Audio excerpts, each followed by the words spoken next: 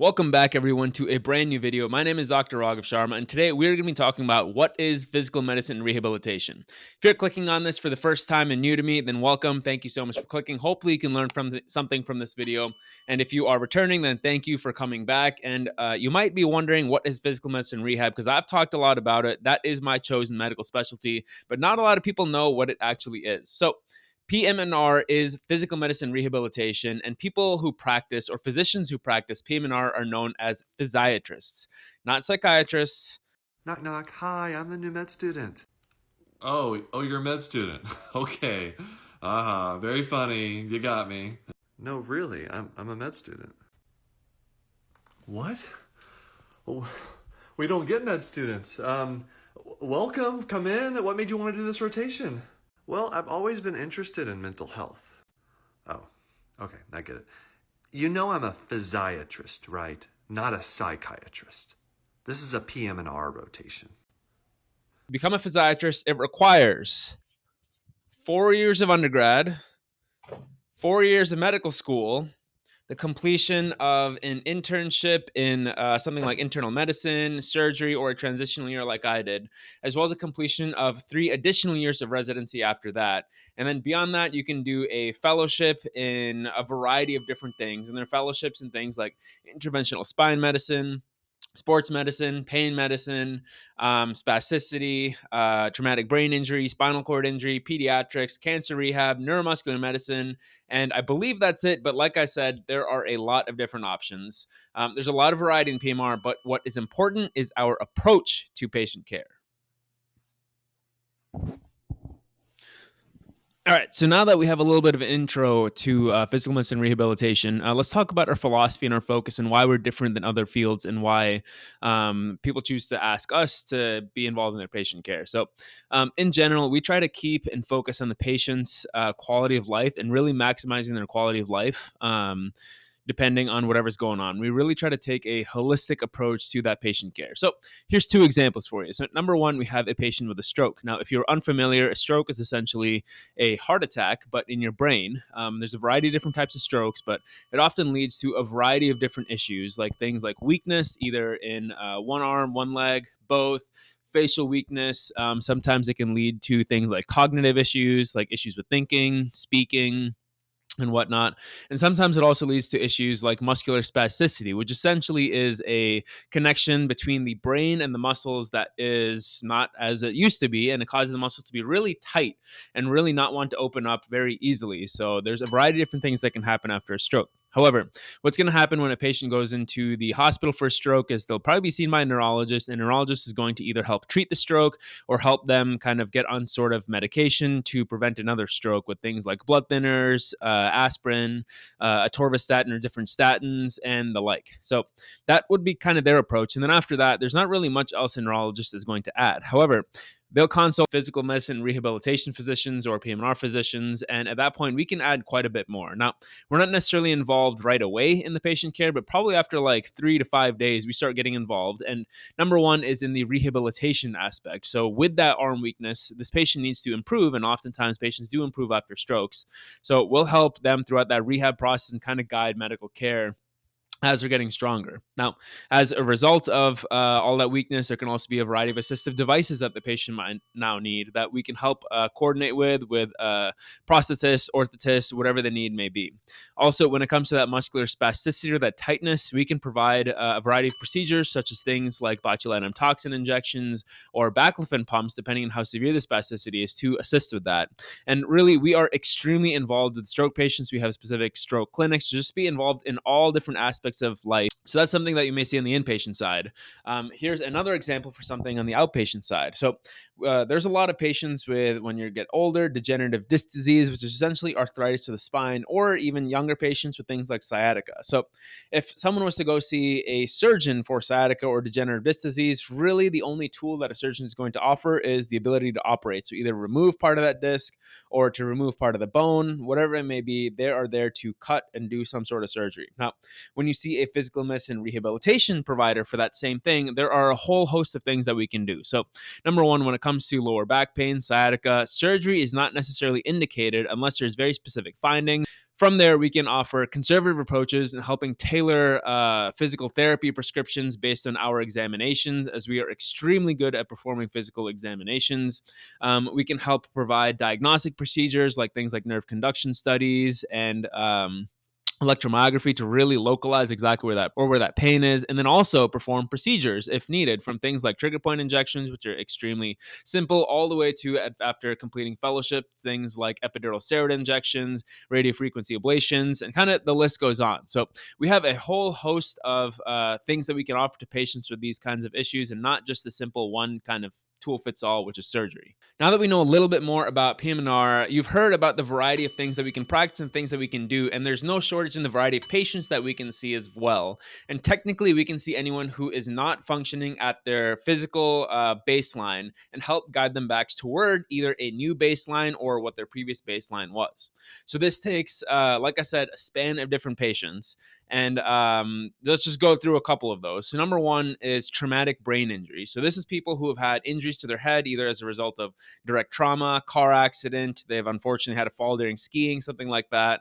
And we can also take care of patients that are like comatose, minimally conscious, vegetative states, unfortunately. We also take care of non-traumatic brain injuries. And this covers things like strokes, and the different kinds of strokes, brain tumors that are obviously after surgery, because we're not surgeons by any means, and whatever else classifies as a non-traumatic brain injury. We also take care of patients with spinal cord injuries. And a lot of people don't actually understand what this means, but this is your paraplegics and quadriplegics, and people who don't really have function of their physical limbs at any point below whatever that level of injury is. So this can actually get quite complicated and quite involved, and we are quite integral to their quality of life and kind of their care at that point. This is something that we are truly specialists in.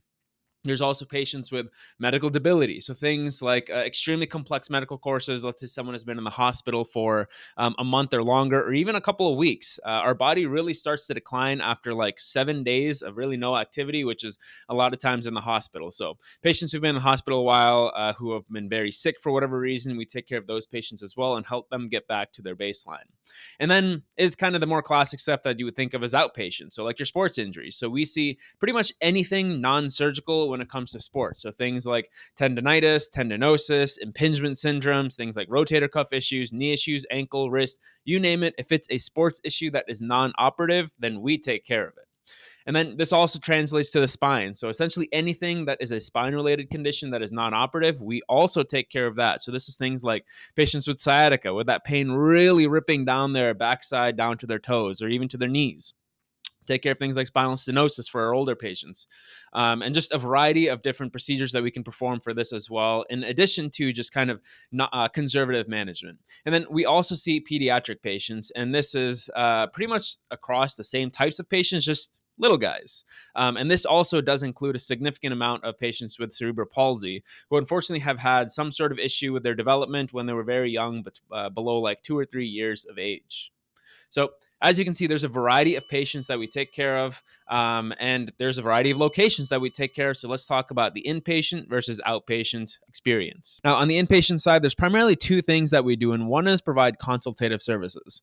So for patients like things like traumatic brain injuries, spinal cord injuries, and strokes, oftentimes these patients will come in, and there are specific needs that these patients have that really we are the best at.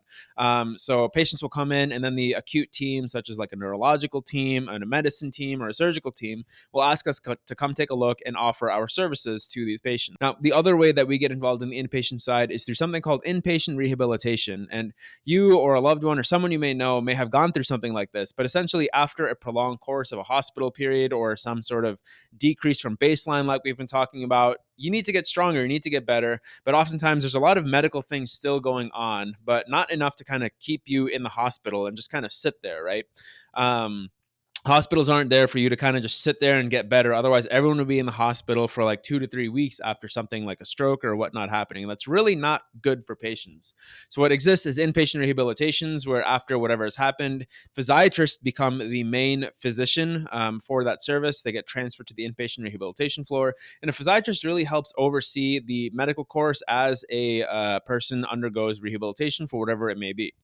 We are kind of there to help guide those medical issues while they're undergoing rehabilitation through our wonderful therapists, like physical therapists, occupational therapists, speech therapists, recreation therapists. They get seen by psychologists and the whole host of kind of rehab to help patients get back out there to their daily lives. Now, there's also the outpatient side, and you have things like your sports medicine clinic, where you have patients with a variety of sports related issues, or not sports related, but just musculoskeletal issues that come into the clinic. And we can offer a variety of procedures using whatever is necessary, and also using ultrasound if necessary to guide the procedure, just for better localization. There's also things like spine clinic, or like I talked about with patients with spinal stenosis or sciatica or whatever it may be. We can provide a variety of services, from things like very conservative management to diagnostics like electromyography to localize exactly where the lesion is, and then also after fellowships of performing more advanced procedures like things like epidural steroid injections, radiofrequency ablations, and whatnot. Now, personally, I'm going to be doing a combination of both the sports and the spine clinic, but that is something for another video. So if you want to learn more about that, then make sure you're subscribed, and you'll see a video about that, I think, in about probably the next week. So in addition to that, there's a variety of other clinics like a neuromuscular clinic, and this is really where we perform most of our neuromuscular exams, like things like nerve conduction studies and electromyography. And this can help identify essentially any peripheral nervous lesion, so something that's not in the brain, not in the spine, but anywhere else in the arms, legs, wherever it may be. We can help identify exactly what the issue is through this procedure called an EMG, or a nerve conduction study. And we can also diagnose extremely rare conditions like things like ALS and Guillain-Barré syndrome through these exact tests. And oftentimes, like I mentioned earlier, we will get consulted for this on the acute inpatient side as well, just so we can help the primary team really nail down what that diagnosis is. And then on top of that, there's spasticity clinic, and these are the patients with spasticity, like I mentioned, who we perform a lot of procedures on, like things like botulinum toxin injections. We prescribe a variety of medications for this, and we can also do things like baclofen pump refills, which are a little bit more on the advanced side. Now, there are a ton of fellowships when it comes to physical medicine rehabilitation, and I kind of commented on this way before at the beginning of this video, but I'm not going to expand on all of those here. If you want to see further videos kind of talking about how to pick, how to choose what fellowship you want to do, if you want to do a fellowship, then comment down below, and I'd be happy to make a video on that. But let me know if you are either a physiatrist training, medical student, just unsure about it. Comment below, and maybe I'll make a video on it. But you will see a video on my chosen fellowship of essentially sports and spine fellowship in the next week. So stay subscribed for that, and you'll see that. As you can see throughout this video, physical medicine rehabilitation is quite an expansive field, and hopefully you learn something about it and physiatry itself. But at the end of the day, we help patients maximize their lives in whatever way that the patient presents. So whether this is through medical consultation or just medical advice, procedural, or whatever consultative services, we take the patient's goals and function in mind to help them get back to their lives as they know it, or as their lives are now. And that's really what our main goal is. So hopefully learn something from this video. And if you did, then stay tuned for more videos on things related to medicine and things related to, I guess, my life in general. But thank you for watching, and I'll see you in the next one.